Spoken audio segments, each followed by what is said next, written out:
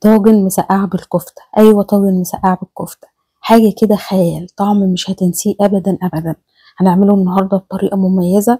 بس قبل ما نبدأ الوصفة بتاعتنا يلا بينا نسمي الله ونصلي على نبينا محمد عليه أفضل الصلاة والسلام ونشوف معانا ايه.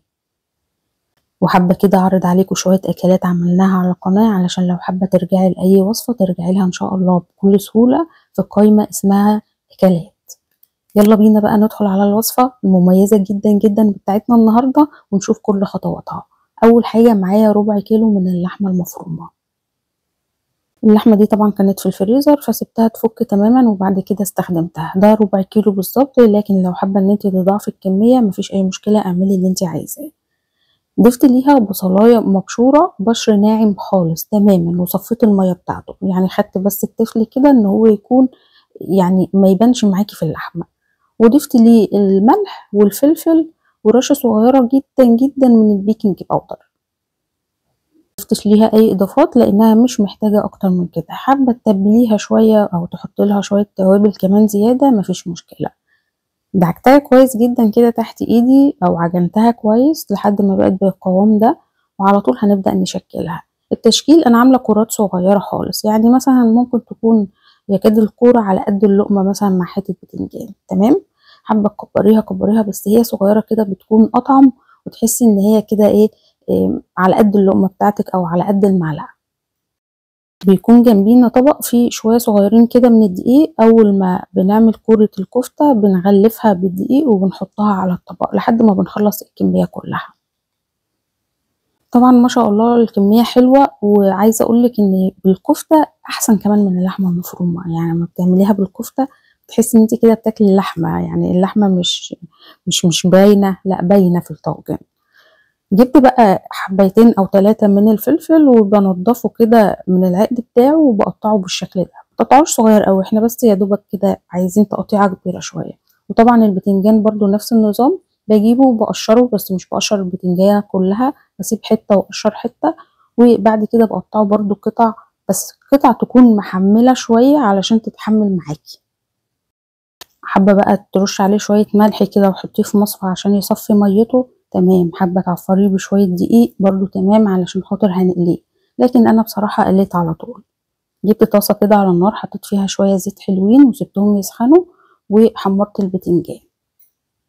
لما بنيجي نحمر البتنجان بالذات كده ما تدهوش لون ابيض وما تدهوش لون غامق قوي. لو اديتيه لون غامق قوي هتبصي تلاقيه نشف معاكي، يعني عضم معاكي كده. ولو اديتيه له لون ابيض زياده عن اللزوم هيكون شبه ان هو ملوش طعم او معجن كده. تمام. فده اللون المظبوط بتاعه وش وظهر كده وبنطلعه على طول. انا طبعا كنت عامله حوالي بتنجانتين كبار. الكميه بتاعه الطاجن بتاع النهارده بتكون على حسب الرغبه وعلى حسب ما انتي عايزه، يعني على حسب افراد الاسره بتاعتك. والفلفل برضو نزلته كده بعد البتنجان، اديته تشويحتين 3، ما بتدوش لون، هو يدبل معاكي في الزيت وبعد كده بتطلعيه على طول. وعلشان انا معفرتوش بدقيق او سبته ينزل ميته، فطلعت كل الحاجات دي على مناديل المطبخ علشان تشرب اي زيت زياده. طاسة بقى على النار ونحط فيها شوية زيت صغيرين خالص بحيث ان احنا نحمر الكفتة بتاعتنا دي. طبعا نسبة الزيوت عايزة اقولك تخلي بالك منها علشان بعد كده الطاجن بتاعك ما يكونش فيه نسبة زيت كتير. طبعا انا خدت الكفتة دي من الزيت ده وقللته شوية وبعدين نزلت بقية المكونات بتاعتي. حمر الكفتة نوعا ما كده علشان يكون لها طعم في الطاجن بتاعنا. بعد ما خلصنا الكمية كلها خلاص نزلنا ببصلاية كده مقطعينها بالسكينة، واول ما بتتشوح معانا وبتدبل معانا على طول بننزل بحوالي 3 فصوص من الثوم. الثوم بيكون مهروس او مفروم. طاجن المسقعة ده كل ما الثوم بيبقى مهروس اكتر كل ما بيديكي طعم احسن. يعني مثلا ما تقطعوهوش بالسكينة الثوم، لا انا عايزاكي تهرسيه او تفرميه. على طول نزلت هتشمي بقى ريحة الثوم مع البصل كده. تنزلي بحباية شطة مقطعة حلقات، ودي اختياري، الشطة بتكون اختياري في اي وصفة احنا بنعملها. بنقلبهم تقلبتين مع بعض وبنكون محضرين الصلصة بتاعتنا. وطبعا الصلصة برضو بتكون على حسب الطبخة. انا جبت حوالي 4 طماطمات كده كبار، ضربتهم في الخلاط وصفتهم ونزلتهم على المكونات. في الوقت ده الصلصة بتاعتك لو مش حمرا بتديها معلقة من الصلصة صغيرة تحمر لك الصلصة، لكن انا محتاجتش بصراحة. طبعا موسم الطماطم اليومين دول وحاجة كده ما شاء الله، يعني ان شاء الله بإذن الله هنخزن شوية طماطم كده حلوين لرمضان. كل سنة وانتم طيبين مقدما. سبت الصلصة تتسبك بالشكل ده، يعني بنسيبها حوالي 3 4 دقايق كده على نار متوسطة، وبنضيف ليها كزبرة وشوية من الكمون وشوية من البابريكا وهنملح. تمام. وخلي بالك ما تزوديش كمون عشان ما يمررش معاكي الوصفة، يعني شوية صغيرين كده، لكن الكزبرة كتري فيها شوية مفيش مشكلة. في الوقت ده حابة تحطي شطة حمرا حطي. زي ما احنا شايفين بالشكل ده خلاص الصلصة اتسبكت معانا. بنقوم جايين نازلين بكوباية من المية، والمية بتكون سخنة، او كوباية ونص على حسب بقى كمية الصلصة بتاعتك، وبننزل بالكفتة. بنسيب الصلصة مع الكفتة حوالي 3 4 دقايق كده، ان هي بس تستوي هي في التحمير، لان احنا مقطعينها صغير او مكورينها صغير فمش هتاخد تسوية كتير. 3 4 دقايق. وبعد كده بتنزلي بالبتنجان.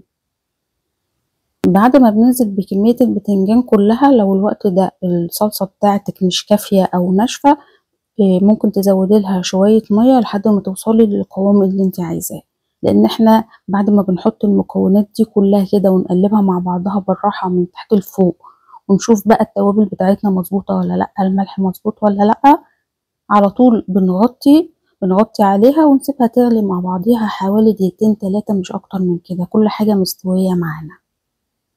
حابة تقدميها على كده يبقى ألف هنا وشفا، لكن أنا حابة بس أدخلها الفرن تنزل تحت الشواية بس تاخد لون كده وتشكشك في الطاجن، وبيكون لها طعم مميز جدا.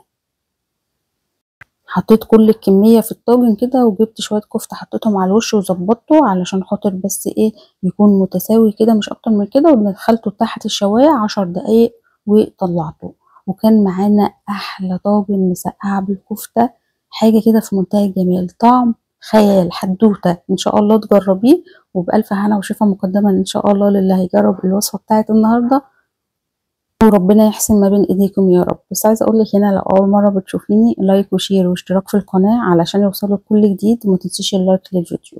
واهم حاجه اللي ما بيوصلوش اشعارات يا ريت يلغي الاشتراك ويشترك تاني ويفعل الجرس علشان الاشعارات توصل لاكبر عدد من الناس.